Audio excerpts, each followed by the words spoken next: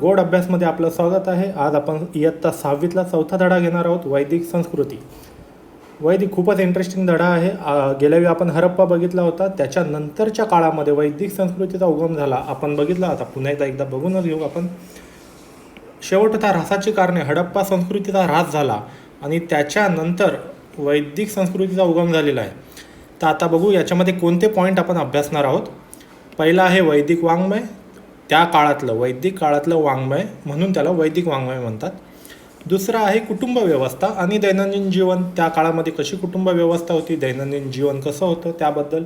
नंतर आहे तिसरा पॉईंट शेती, पशुपालन, आर्थिक आणि सामाजिक जीवन.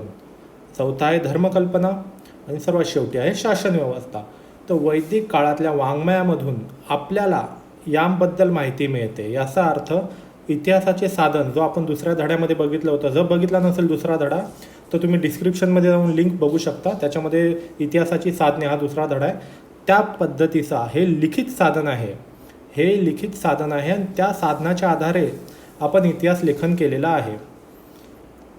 त्याच्या आधारे आपण पुढे जाऊ. आता बघून घेऊ इतिहासामधले जे लिखित साधने आहेत जे आपल्याला सापडली ती काय आहेत. तर सर्वात पहिलं वेद, वाङ्मयावर आधारलेली संस्कृती म्हणजे वैदिक संस्कृती. वेद वाङ्मय. आता वेद म्हणजे काय, तर वेद हे आपले म्हणजे भारतातील सर्वात प्राचीन साहित्य मानले जाते. कारण आपण बघितलं की हडप्पामध्ये जी आधीची होती संस्कृती त्याच्यामध्ये लिखित काहीही नव्हते.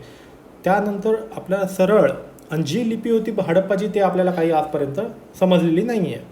त्यामुळे आपल्याला समजलेली जी अलीकडची लिपी आहे सर्वात जुनी किंवा अलीकडची म्हणता येईल त्या हडप्पाच्या नंतरची, ती आहे वेद. हे सर्वाधिक प्राचीन साहित्य मानले जाते. वेदाची निर्मिती अनेक ऋषींनी केली.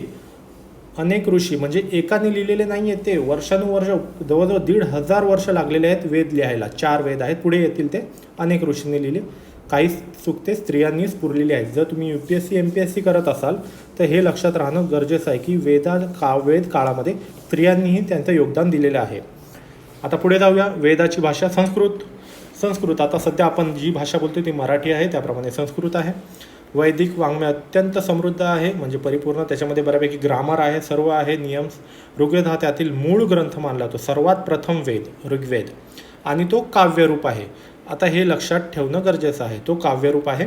आणि एक उदाहरण म्हणून आपण ऐकून घेऊया. आपल्याकडे ऋग्वेदाची क्लिप आहे.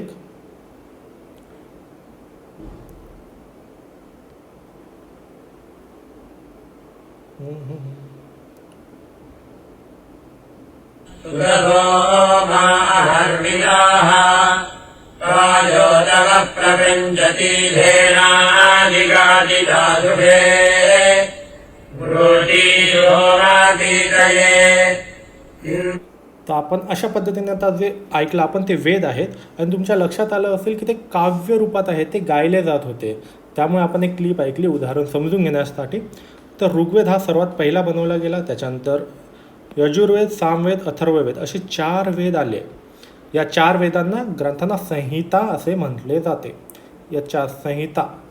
विद म्हणजे काय, तर जाणणे. विदचा अर्थ होतो जाणणे, आणि त्या जाणण्यापासून वेद हा शब्द तयार झालेला आहे. वेदाचा अर्थ होतो जाणणे, आणि जाणणेला दुसरा शब्द आहे ज्ञान. त्याच्यामुळे त्याला ज्ञान म्हटले जाते. मौखिक पठणाच्या आधारे वेदांचे जतन केले गेले. आपण बघितलं इतिहासाचे साधने, त्याच्यामध्ये हे सुरुवातीला मौखिक होते. जर ते तसेच राहिले असते, लिहिल्या गेले नसते, तर आज ते अवेलेबल नसते. वेदांना श्रुती असेही म्हणतात. श्रुती म्हणजे ऐकल्या गेलेले. आता आपण बघू ऋग्वेद संहिता म्हणजे काय. ऋग्वेद प्रथम वेद. ऋचांनी बनलेला वेद म्हणजे ऋग्वेद होय. आणि ऋचा म्हणजे स्तुती करण्यासाठी रचलेले पद्य. पद्य म्हणजे कविता. आता जे तुम्ही आपण मगाशी ऐकलं ते कसं होतं, धडा नव्हता तर ते गाणे गात होते, त्याला म्हणतात पद्य. तर पद्य होतं आणि गद्य म्हणजे धडा. तर ऋचांनी बनवलेला वेद म्हणजे ऋग्वेद होय. आणि ऋचा म्हणजे स्तुती करण्यासाठी. पण कोणाची स्तुती, तर देवाची स्तुती करण्यासाठी. त्यावेळी देव आहे अशी कल्पना करून त्यांनी त्यांची स्तुती करण्यासाठी ऋग्वेद लिहिले होते. आणि त्या काव्याला सूक्त असे म्हणत होते. म्हणजे आपण जे ऐकलं मगाशी ते काव्याचा भाग होता, सूक्त होतं. ऋग्वेद संहितेत विविध देवतांची स्तुती करणारी सूक्ते आहेत. स्तुती केली गेली देवांना. आपण बघू पुढे कसली स्तुती आहे. नंतर आहे यजुर्वेद, दुसरा वेद. यजुर्वेद संहितेमध्ये यज्ञात म्हटले जाणारे मंत्र आहेत. सुरुवातीला ऋग्वेद लिहिले गेले, त्यानंतर असं वाटलं की देवांना आपण यज्ञ करावा देवांना खुश करण्यासाठी, आणि त्यांनी मग यजुर्वेदाची मांडणी केली. आणि ते यज्ञामध्ये जे मंत्र म्हटले जातात, म्हणजे तुम्ही जेव्हा बघा यज्ञ लावलेले असतात तेव्हा भटजी पंडित हे बसलेले असतात, तेव्हा ते यजुर्वेद म्हणतात. यज्ञविधीमध्ये कोणत्या मंत्राचे पठण केव्हा आणि कसे करावे याचे मार्गदर्शन, कोणता मंत्र कोणत्या यज्ञामध्ये म्हणावा हे त्याच्यामध्ये दिलेले आहे. पद्यात असणारे मंत्र आणि गद्यात दिलेले या मंत्रांचे स्पष्टीकरण अशी या संहितेची रचना आहे. म्हणजे याच्यामध्ये यजुर्वेद बघाल तर तुम्हाला अशा कविता दिसतील जशा आपण इथे बघितल्या, आणि खाली धडा दिला आहे की हे काय आहे त्याच्याबद्दल स्पष्टीकरण दिलेलं आहे. आता आपण एक बघूया कशा पद्धतीने देवाची स्तुती केली. हे देवा खूप पाऊस पाड याच्याबद्दल स्तुती आहे. आमच्या शेतात पीक येऊ दे, मुलांना प्रभू दूध उपते येऊ दे, गाई घरी येऊ, गोठ्यात आनंदाने वासरो होत, चला उठा, उशेच्या आगमनाबरोबर अंधार नाहीसा झाला. अशा पद्धतीने त्यांनी सामाजिक जीवन पण आहे बघा. इथे प्राणी आपल्याला आढळून येत आहेत, इथे आपल्याला आढळते शेती करत होते आणि गायी होत्या, दूध दुभत्या होत्या म्हणजे दूध पित होते. याच्यावरून म्हणजे बघा आपल्याला कसे पुरावे सापडत आहेत. नंतर आहे सामवेद तिसरा. काही यज्ञविधीच्या वेळी ताला सुरात मंत्र गायन केले जाई, ते गायन कसे करावे याचे मार्गदर्शन सामवेद संहितेत आहे. म्हणजे इथे बघा भारतीय संगीताच्या निर्मितीमध्ये सामवेदाचा मोठा वाटा आहे. आता इथे बनवले मंत्र, ते मंत्र म्हणायचे कुठे यज्ञामध्ये, त्याच्यासाठी बनवलं यजुर्वेद. यजुर्वेद तालासुरात कसा म्हणायचा याच्यासाठी बनवलं सामवेद. म्हणजे बघा कसं बनत गेले, पहिलं ऋग्वेद आला, मग यजुर्वेद आला, मग सामवेद आला, आणि हे तिन्ही एकदा तयार झाल्यावर सर्वात शेवटी आला चौथ्या नंबरला अथर्ववेद. अथर्व ऋषींचे नाव देण्यात आले आहे. याचा अर्थ असा नाही की यांनीच बनवले, कारण आपण सुरुवातीला बघितलं अनेक ऋषी, पण हे त्यातले मुख्य आहेत. अथर्ववेदामध्ये काय, आता हे तर आपलं संपलं सामवेदापर्यंत यज्ञ. अथर्ववेदामध्ये आहे दैनंदिन जीवनातील अनेक गोष्टींना महत्त्व दिले आहे. म्हणजे जेव्हा अथर्ववेद आला त्यावेळी यज्ञाबद्दल सगळं लिहून झालं होतं, आणि त्यांनी नंतर लिहायला घेतलं दैनंदिन जीवनाबद्दल. आणि त्या लगेच लक्षात येईल तुमच्या, जर तुम्ही दुसरा धडा नीट वाचला असेल तर, हे आहे लिखित साधने इतिहासाचे. ओके, दैनंदिन जीवन कसं असेल, आयुष्यात येणाऱ्या संकटावर दुखण्यावर करायचे उपाय सांगितले आहे, औषधी वनस्पतीची माहिती दिलेली आहे, राज्याने राज्य कसे करावे दिले आहे, दैनंदिन जीवनाबद्दल दिलेले आहे. नंतर हे झाल्यानंतर काय आले, ब्राह्मण ग्रंथ, आरण्यके, उपनिषदे यांची रचना दिलेली आहे. त्यांचाही समावेश वेद वाङ्मयात केला जातो. आता बघू आपण, आपले हे झालेले आहेत 4 संहिता, ऋग्वेद, यजुर्वेद, सामवेद आणि अथर्ववेद. आता आपण बघू ब्राह्मण ग्रंथ काय आहे. पुन्हा यज्ञविधीमध्ये वेदांचा वापर कसा करावा हे सांगणाऱ्या ग्रंथांना ब्राह्मण ग्रंथ म्हणतात. प्रत्येक वेदाचे स्वतःचे ब्राह्मण ग्रंथ आहेत. आता आपण बघितले यजुर्वेद कुठे करावे सांगितलेलं आहे, पण यज्ञविधीमध्ये या चौघांचा वापर कसा करावा हे सांगण्यासाठी ब्राह्मण ग्रंथे लिहिल्या गेली. हे लिहिल्या गेलं, मग हे आलं, मग सामवेद आले, अथर्ववेद आले, पण त्यांचा वापर कुठे करावा याच्यासाठी वेगळं लिहिण्याची गरज वाटली आणि ब्राह्मण ग्रंथ आले यज्ञविधींसाठी. लक्षात येत असेल की यज्ञविधींचे महत्त्व वाढत आहे भरपूर. हे आपण त्यावरून इतिहासाचे जर तुम्ही चांगले विद्यार्थी असाल तर तुम्ही ते कन्क्लुजन काढाल की यज्ञविधीचे महत्त्व वाढत आहे. नंतर आहे आरण्यके.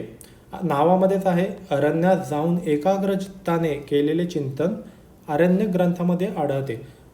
सर्व ज्यावेळी त्यांनी मांडणी केली, नंतर काही जणांना असंही वाटलं की आपण अरण्यात जावं, एकाग्र चित्ताने चिंतन करावं, उत्तरं शोधावी, आणि यज्ञविधी पार पडताना कोणत्याही प्रकारची चूक होऊ नये याची खबरदारी आरण्यकामध्ये घेतलेली आहे. म्हणजे आरण्यात जाऊन एकाग्र चित्ताने यज्ञ करत असतील आणि त्याच्याबद्दल पण यज्ञाबद्दल याच्यामध्येही माहिती आहे, आणि चूक होऊ नये म्हणून. म्हणजे बघा यज्ञांचे महत्त्व वाढत चाललेले आहे.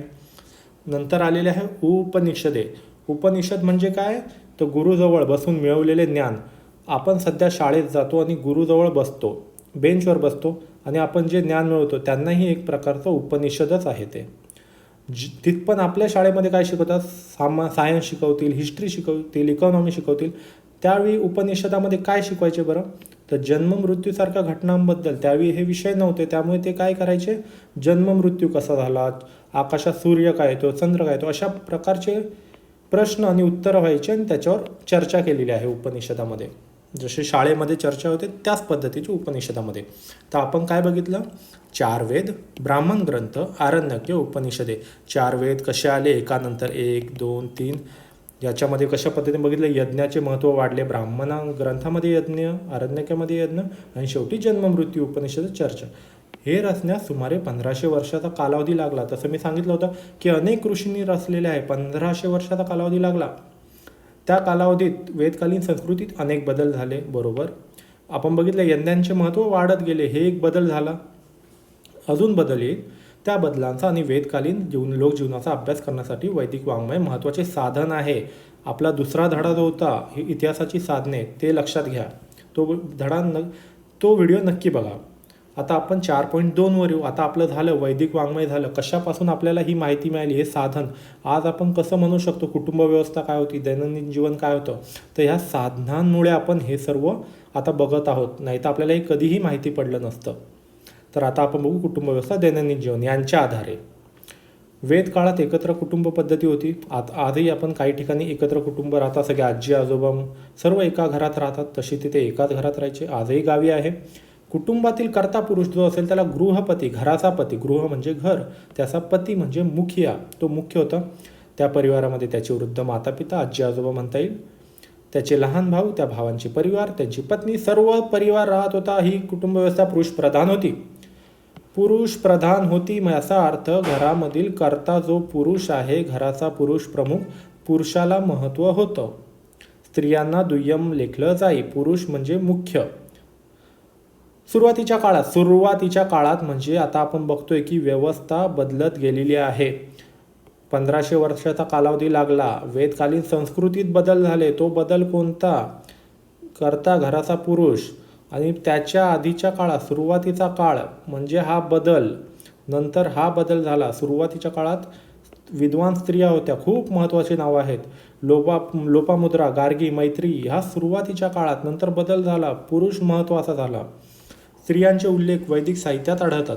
परंतु हळूहळू आपण बघितलं काळ चाललेला आहे. स्त्रियांवरील बंधने वाढत गेली. त्यांच्या कुटुंबातील आणि समाजातील स्थान अधिकाधिक दुय्यम झाले, कारण की घरात कर्ता पुरुष झालेला आहे.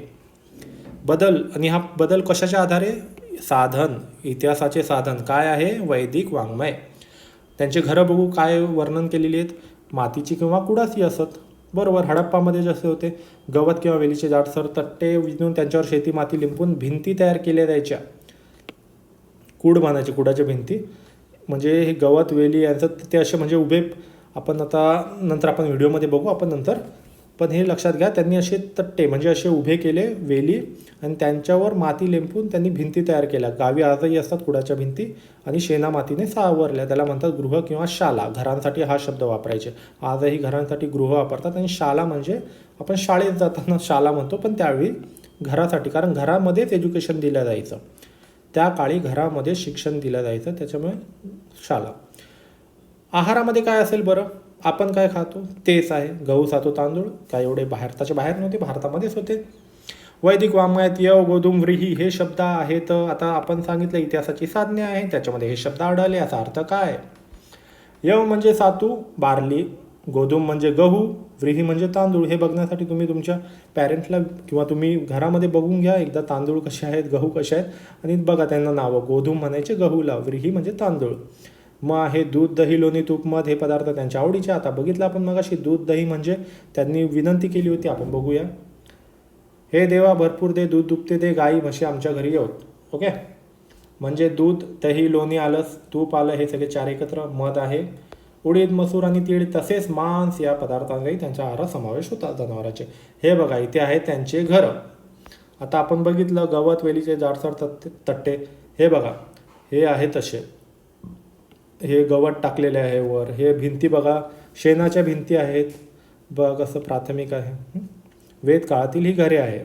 वेदकालीन लोक लोकरी, सुती वस्त्रे हडप्पावालेही वापरत होते. वल्कले झाडांच्या सालीपासून तयार केलेली वस्त्रे. अरण्यके बघितलं ते जंगलात जायचे त्यावेळी ते वापरत असतील. तसेच प्राण्याच्या कातड्याचाही उपयोग केला जाईल. हे मोस्टली अरण्यामध्ये जे जायचे त्याग करून ते करायचे. स्त्रिया आणि पुरुष फुलांच्या माळा, विविध प्रकारच्या मण्यांच्या माळा, सोन्याचे दागिने वापरत असत.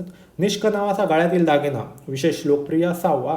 जसं हडप्पामध्ये आपण बघितले होते सोन्याचे दागिने गाळ्यामध्ये, ते डोक्यावर ते मूर्ती. 3रा धडा आहे, बघून घ्या, डिस्क्रिप्शनमध्ये लिंक आहे. हडप्पा आणि ते सर्वत्र आजही वापरले जाते सर्व. आणि त्यांचा उपयोग खरेदी विक्रीसाठी होई. खरेदी विक्री करण्यासाठी ते देत असतील दागिने, हा घ्या दागिना आणि वस्तू द्या. एंटरटेनमेंट पाहिजे, गायन वादन नृत्य सोंगट्याचा खेळ, रथांच्या शर्यतीने शिकार, शिकार मांस, शिकार करायचे मांस याचा, त्यामुळे शिकार आणि प्लस शिकार प्राण्यांचे कातडे वस्त्र, शिकार करायचे. मनोरंजनाची साधने होते, गायन वादन आजही होतं, नृत्य होतं, सोंगट्याचा खेळ आपण बुद्धिबळ खेळतो, वेगवेगळे कोणते असतील कवडी टाकून ते खेळतात ते असतील रथांच्या शर्यती, रथांच्या शर्यती आणि शिकार. रथांच्या शर्यती हे बघा, हे आहे रथांच्या शर्यती. अशा पद्धतीने तुम्ही महाभारत रामायणमध्ये बघितलं असेल, सेम महाभारत रामायण. आणि वाद्य वीणा, शंखतंतू, झांजा, शंख, हे शंख आहे, इथे वीणा आहे, हे डमरू आहे, हे मृदंग आहे आणि इथे दिलं ढोल, ढोल आहे. आता याला ढोलला कोणता शब्द तर आपण बघूया पुढे. डमरू मृदंग हे शंकराच्या हातामध्ये बघितलेलं असेल तुम्ही, नारदाच्या हातामध्ये बघितलं असेल, हे देवी असतात त्यांच्या हातामध्ये हे असतं, देवी देवता यांच्या हातामध्ये हे असतं, हे गणपतीच्या वेळी वाजवतात. तर अशा पद्धतीचे आजही यांचा वापर होतो. पुढे 4.3 आता आपण मगाशी काय बघितलं, कुटुंब व्यवस्था, दैनंदिन जीवन कसं. आता पुढे जाऊ, त्यांचं शेती, पशुपालन, आर्थिक, सामाजिक जीवन. वैदिक काळात शेती हा प्रमुख व्यवसाय होता, हडप्पा काळात पण सेम होता. अनेक बैल जुंपलेल्या नांगराने नांगरट केली. हडप्पामध्येही बघितले तुम्ही सील आहेत, नांगराला लोखंडाचा फाळ बसवत असत. व्हेरी इम्पॉर्टंट, हडप्पामध्ये आपण बघितलं का लोखंड नाही, वैदिक काळामध्ये लोखंडाचा फाळ. अथर्व वेदामध्ये बघितलं समाज जीवन आहे, त्याच्यामध्ये पिकावर पडणारी कीड, पिकाचा विध्वंस करणारे प्राणी, त्यावरील उपायांचा विचार केलेला आढळतो. Very important, UPSC MPSC. खत म्हणून शेणाचा उपयोग केला जाईल, आजही केला जातो. ओके, तर अथर्व वेदामध्ये ते सर्व आहे.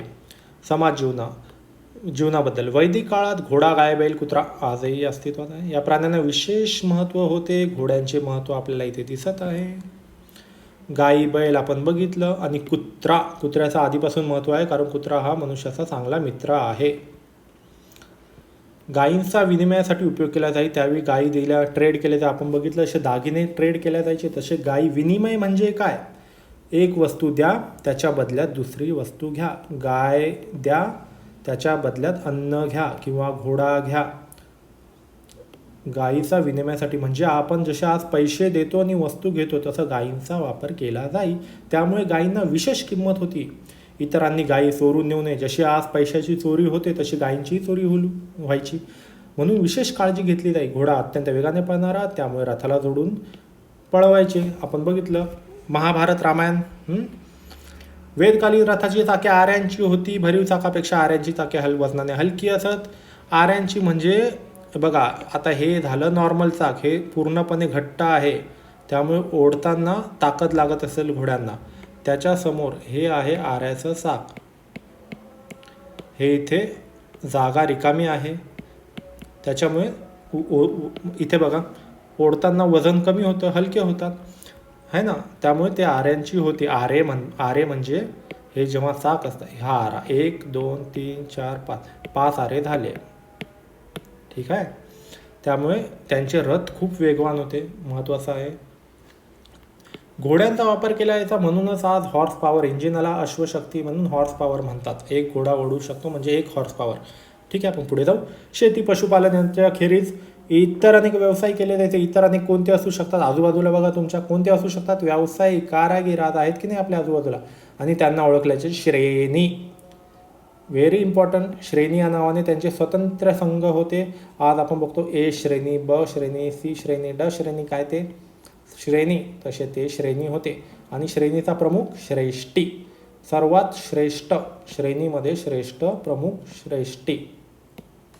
परंतु हळूहळू व्यवसाय कारागिरांचा दर्जा दुय्यम होत गेला. हळूहळू आपण बघितलं 1500 वर्षात लिहिले गेले, त्या पिरियडमध्ये चेंजेस झाले. आणि हे चेंजेस कशाच्या आधारावर, वेद संहितेच्या आधारावर. आणि त्याच्यामधून आपण सांगतो की यांचे महत्त्व दुय्यम होत गेले. आणि आपल्याला पुढे समजेलच, पुढे येणार आहे हे. त्या काळात समाजात ब्राह्मण, क्षत्रिय, वैश्य, शूद्र असे वर्ण होते. ब्राह्मण, क्षत्रिय, वैश्य, शूद्र हे वर्ण व्यवसायावरून ठरत. हे सर्वात जास्त महत्त्वाचं आहे UPSC करत असाल तर. कारण सुरुवातीला वर्ण तुम्ही ब्राह्मण असाल, की क्षत्रिय, वैश्य की शूद्र हे तुमच्या कोणत्या घरात जन्मालेले याच्यावरून नाहीत. जो व्यवसाय, समजा एखाद्याला वाटलं मला लढाई करायची आहे तर तो क्षत्रिय होत होता. एखाद्याला वाटलं मी व्यापार करेल तर तू वैश्य हो. एक म्हटलं मी मंत्रजाप करेल, ब्राह्मण हो. एखादा म्हटलं मी समाजाची सेवा करत राहील तर शूद्र. नंतरच्या काळात साधनांनुसार आपण सांगतो वर्ण जन्मावरून ठरू लागले. त्यामुळे जाती निर्माण झाल्या. जातीव्यवस्थेमुळे समाजात विषमता निर्माण झाली. याबद्दल तुम्ही पॅरेंट्सला विचारून घ्या. विषमता निर्माण झाली समाजामध्ये. आदर्श आयुष्य कसे जगावे यासंबंधीच्या काही कल्पना वेदकाळात रूढ झाल्या होत्या. जसं आजही आपली मम्मी सांगते, तुमचे पप्पा मम्मी सांगत असतील की कसे जगावे, सकाळी लवकर उठावे. तर तसेच ज्या पद्धतीने दात घासावे, शाळेत जावे, हे करावे ते करावे, इथे जाऊ नये, तशाच कल्पना वेदकाळात आल्या, त्या रूढ झाल्या. त्यामध्ये जन्मापासून मृत्यूपर्यंत तुम्हाला दिवसाचं सांगतात. यांनी जन्मापासून मृत्यूपर्यंतच्या 4 टप्प्यांना 4 आश्रम सांगितले. आश्रम म्हणजे कसे एक घर असते, असे 4 घरं आहेत. जन्मापासून तुम्हाला एक एक घरामध्ये राहायचं आहे. आता बघूया. पहिलं घर आहे ब्रह्मचार्याश्रम. तुम्ही जेव्हा लहान असता 1 ते 20 वर्षापर्यंत तुम्ही कॉलेजमध्ये जाता, शाळेत जाता, कॉलेजमध्ये जाता, तो आहे ब्रह्मचर्याश्रम. गुरुजवळ राहून विद्या प्राप्त करण्याचा हा काळ आहे. म्हणजे लहान मुलगा असेल तेव्हा त्या काळी असं म्हणायचं तुझा ही ब्रह्मचर्याश्रम आहे, तू आता विद्या प्राप्त करशील. ब्रह्मचार्य संपले, त्याने शाळा कॉलेज कंप्लीट केलं त्या काळचे, किंवा गृहस्थाश्रम म्हणजे त्याचं तो जेव्हा पुरुष होईल. आता बघा, हे पुरुष शब्द आहे, पुरुष प्रधान संस्कृती. कुटुंब आणि समाज यांच्यासाठी असलेली आपली कर्तव्य पत्नीच्या सहाय्याने पार पाडावीत. पत्नीचं सहाय्य घ्यावे त्यानं, अशी अपेक्षा असेल. तिसरा आश्रम आपण हेच बघू, गृहस्थाश्रम. म्हणजे आता शिकून झालं, आता तू जॉब कर आणि लग्न कर आणि तुझ्या बायकोसोबत खुश राहा. तिसरा आश्रम आहे वानप्रस्थाश्रम. आता जसे तुझे मुलं मोठे होतील, वान म्हणजे वनात जा, घरादाराचा मोह सोड आणि तू कुठे जा, मनुष्यवस्ती नसलेल्या ठिकाणी जा आणि अत्यंत साधेपणाने राहा. घरापासून थोडंसं लांब जाऊन. हे आहे गुरुशिष्य. आपण बघितलं, याला उपनिषदही म्हणतात, गुरुजवळ बसून घेतलेले ज्ञान.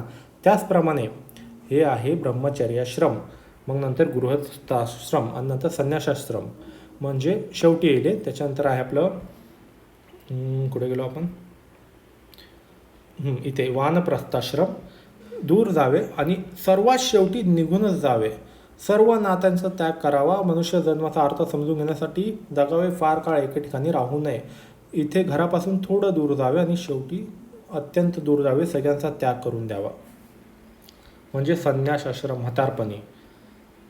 हे झालं कसे जगावे. 4 आश्रम आपण कव्हर केले. आता त्यांच्या धर्मकल्पना आणि या माहिती कशा पडल्या, इतिहासाचं कोणतं साधन आहे तर वेदकालांतील धर्मकल्पनामध्ये निसर्गातील सूर्य, वारा, पाऊस, वीज, वादळे, नद्या यासारख्या निसर्गातील शक्तींना देवता रूप दिलेले होते. हे वीज कशी कडाडते, वादळे का येतात, नद्या का वाहतात, पाऊस का पडतो, वारा का वाहतो, सूर्य का उगवतो, हे असे प्रश्न त्यावेळी लक्षात आले नाहीत. त्यामुळे त्यांनी विचार केला की हे देव करत आहे, हे देवता आहेत. सूर्य हा देवता आहे, वारा देवता, पवन देव, आपण ते म्हणतो सूर्यदेव, पवनदेव, नदीला माता म्हणतात, विद्युत, सर्व. आपण थोर मूवी बघितला असेल, थोर, विजेता देवता, त्या जीवनदायी ठराव्यात म्हणून वेदामध्ये त्यांच्या प्रार्थना केलेल्या आहेत. त्यांना प्रसन्न, आपण बघितली प्रार्थना, हे दे, दूध दुभते दे, गाई दे, हे दे, सर्व दे. त्यांना प्रसन्न ठेवण्यासाठी वेदकालीन लोक अग्नीमध्ये विविध पदार्थ अर्पण करीत. त्याला हवी असे म्हणत. अग्नीमध्ये हवी अर्पण करण्याचा विधी म्हणजे यज्ञ. आपण बघितलं होतं की यज्ञांचं महत्त्व वाढत गेलं. का वाढत गेलं? कारण ह्या सर्व शक्तींना देवता रूप दिला गेलं आणि त्या देवांना खुश करण्यासाठी हवी म्हणजे त्यांचं असं म्हणणं होतं की आपल्याकडे ही वस्तू आहे, यांच्याकडे आता बघा ही वस्तू आहे, ही वस्तू आपल्याला, देव कुठे राहतात, वर, सूर्य, आकाशात, हे सर्व आकाशात आहेत, तर हे अशा आकाशात कुठेतरी आहेत. आपण ह्या वस्तूला याच्यात टाकू आणि त्याची वाफ होईल, ती वाफ जाईल इथे. तर असं त्यांनी विचार केला, हे याच्यात टाकावं यज्ञामध्ये आणि ते जळेल आणि त्याची वाफ देवतांकडे जाईल आणि देवता खुश होईल. म्हणून यज्ञाचं महत्त्व वाढलं.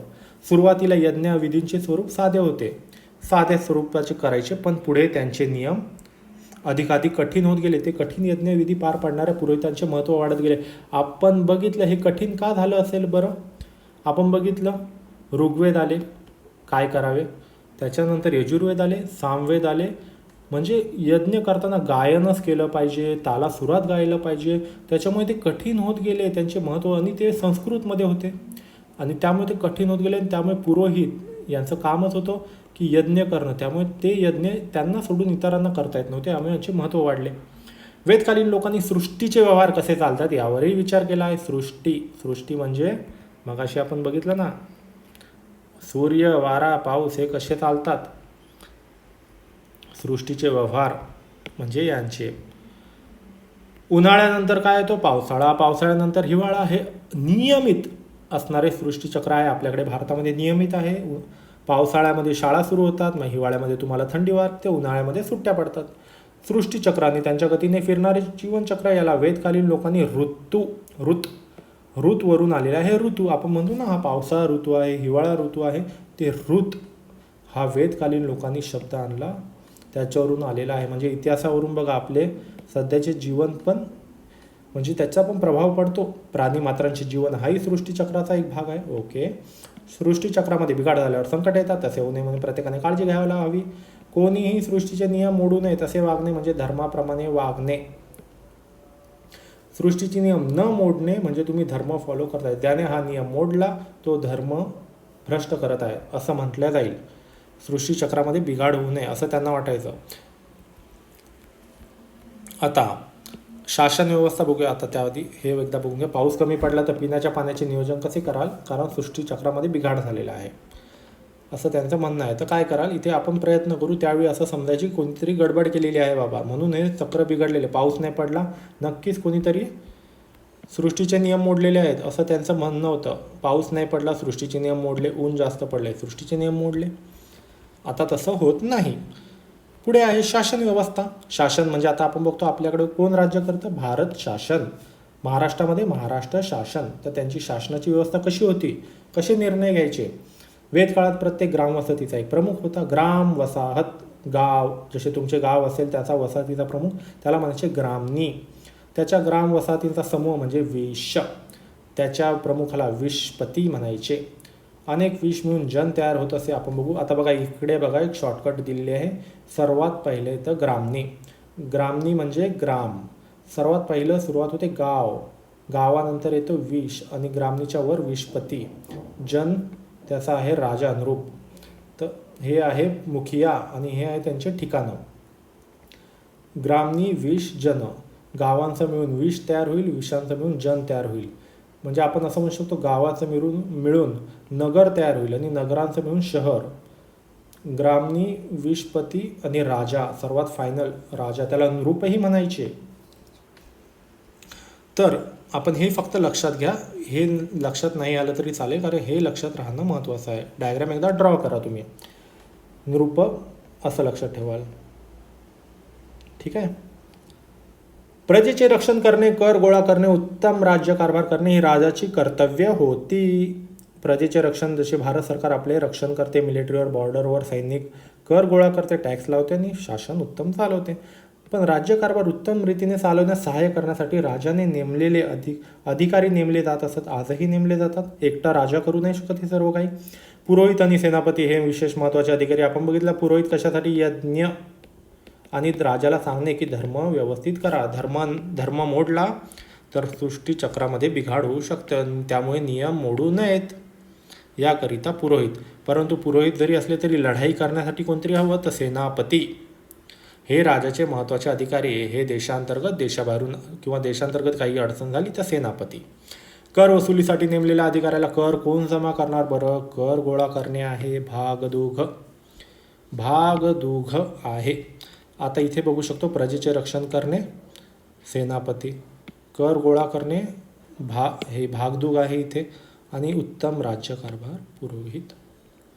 भाग म्हणजे काय, आपण बोलतो हा एक भाग झाला. भाग म्हणजे वाटा. जनच्या उत्पन्नातील राजाचा भाग गोळा करणारा तो भागदुघ. राजाचा भाग गोळा करायचा, पैसे द्या, टॅक्स भरा. राजाला मार्गदर्शन करण्यासाठी सभा, समिती, विधत आणि जन हे शब्द तुमच्यासाठी नवीन असतील, पण लक्षात घ्या हे आपल्याला कुठून मिळालेले आहे, इतिहासाची साधने म्हणजे वेद. त्याला सभा, समिती, विधत, जन या 4 संस्था होत्या. सभेमध्ये आणि विधतमध्ये स्त्रियांचाही सहभाग असे, याचा अर्थ स्त्रियांना महत्त्व, म्हणजे याचा अर्थ हे सुरुवातीच्या काळात असतील असं आपण गृहीत धरू. राज्यातील श्रेष्ठ व्यक्तींच्या मंडळात सभा म्हणत. श्रेष्ठ व्यक्ती त्याच्यामध्ये स्त्रियाही होत्या. तर लोकांच्या सर्वसाधारण बैठकीत समिती असे म्हणत. सभा, समिती. पुढे वैदिक विचार प्रवाह. स्मृती व पुराण नावाचे वैदिक वाङ्मय निर्माण झाले. स्मृती, पुराण. वेद, स्मृती, पुराणे, स्थानिक लोकधारणा इत्यादींवर आधारलेला धार्मिक प्रवाह कालांतराने हिंदू या नावाने ओळखला जाऊ लागला. म्हणजे वेद, आपण 4 वेद बघितले. मग नंतर स्मृती, पुराणे, महाभारत, रामायण हे काय आहे? पुराण आहे. महाभारत, रामायण हे पुराण आहे. वेद आहे 4 आणि स्मृती आल्या. हे सर्व लिखित साधने आणि त्यांच्या आधारे मग जे लोक जगत होते त्यांना हिंदू या नावाने ओळखले जाऊ लागले.